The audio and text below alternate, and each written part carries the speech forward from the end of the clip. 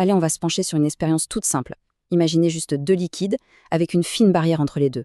Ce qui va se produire, eh bien, ça nous révèle un principe fondamental qui régit le monde tout autour de nous. Alors, qui sont les deux protagonistes de notre histoire? D'un côté, on a une solution de sulfate de cuivre. Regardez-moi cette couleur bleue super intense, bien vibrante. Et de l'autre côté, eh bien, de l'eau pure, toute simple, parfaitement limpide. Bon, la question est toute simple. Imaginons qu'on mette ces deux liquides dans le même récipient, mais qu'on les sépare par une fine feuille de cellophane. Alors, que va-t-il se passer? Alors, quel est le résultat de tout ça? Allons voir, observons ça de plus près. Et voilà le résultat. Au tout début, on voit très bien la division, c'est super net. D'un côté la solution bleue, de l'autre l'eau pure.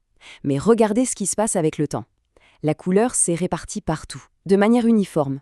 Les deux liquides se sont complètement mélangés pour ne former qu'un seul et même liquide, totalement homogène. Donc l'observation est très claire, la couleur bleue, qui représente en fait les molécules de sulfate de cuivre, s'est déplacée. C'est comme si elle avait envahi tout l'espace disponible jusqu'à ce que la concentration soit absolument la même partout. Bon, d'accord, on a vu ce qui se passe. Ça, c'est fait. Mais maintenant, la question vraiment passionnante, c'est pourquoi est-ce que ça se passe comme ça? Pour le savoir, il faut plonger au niveau moléculaire. Ce phénomène porte un nom, c'est la diffusion. C'est tout simplement le mouvement naturel des molécules. Elles vont se déplacer toutes seules, spontanément, depuis les zones où elles sont super concentrées, vers les zones où il y en a beaucoup moins. C'est une tendance fondamentale dans l'univers, en fait. Tout cherche à se répartir, à aller vers un plus grand désordre. Ok, pour bien comprendre, on va décomposer notre petite expérience. On a le compartiment A, qui est, disons, très peuplé en sulfate de cuivre. Ensuite, le compartiment B, où il n'y en a pas du tout, c'est juste de l'eau. Et entre les deux, il y a ce pont, cette feuille de cellophane. Elle est perméable. Ça veut dire quoi? Ça veut dire qu'elle a des tout petits trous, des pores, qui sont assez grands pour laisser passer les molécules d'un côté à l'autre. Et ce mouvement tout à fait naturel, il n'est pas fait au hasard. Il a un but bien précis, atteindre ce qu'on appelle un état d'équilibre. Voyons un peu comment ça marche. Alors, pour se faire une image, c'est simple. Imaginez le compartiment A comme une rame de métro bondée à l'heure de pointe. On est tous serrés les uns contre les autres. Et juste à côté, le compartiment B, c'est la même rame, mais presque vide. Qu'est-ce qu'on a envie de faire? On a envie de passer dans l'autre rame pour avoir plus d'espace, pour respirer. Eh bien, les molécules, elles font exactement la même chose. Donc le processus se déroule vraiment en 3 temps, c'est ça qui est crucial. Au départ, on a un déséquilibre flagrant. Ensuite, un mouvement tout à fait naturel se met en place pour corriger ce déséquilibre. Et à la fin, on arrive à un état stable où plus rien ne semble bouger. C'est l'équilibre.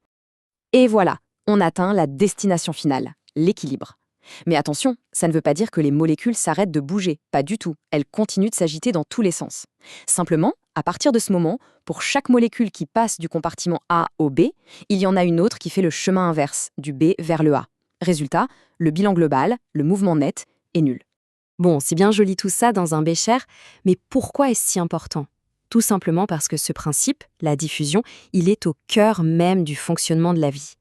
Oui, c'est absolument fondamental, c'est exactement ce même mécanisme qui permet à l'oxygène qu'on respire d'entrer dans nos cellules et au dioxyde de carbone, le déchet, d'en sortir. La diffusion libre, c'est un mode de transport vital pour chacune des cellules de notre corps. Par contre, attention, toutes les molécules ne sont pas logées à la même enseigne face à la diffusion. Il y a un facteur qui est absolument déterminant, c'est leur taille. La règle est simple, plus une molécule est petite, plus elle va traverser la membrane facilement. Voilà, ça c'est la règle simple à retenir. C'est un principe physique de base. Un petit objet passera toujours plus facilement à travers les mailles d'un filet qu'un gros. Eh bien pour les membranes de nos cellules, la logique est exactement la même. Et on va terminer avec une question pour aller un peu plus loin. Si tout dans la nature tend vers cet équilibre, vers ce mélange uniforme et homogène, comment nos cellules, qui sont des structures super organisées, incroyablement complexes, comment font-elles pour exister? Comment réussissent-elles à maintenir tout cet ordre? C'est une excellente question et la réponse, eh bien, elle ouvre la porte à tout un tas d'autres mécanismes fascinants. Des processus qui, eux, vont dépenser de l'énergie, justement, pour lutter contre cette tendance naturelle au désordre.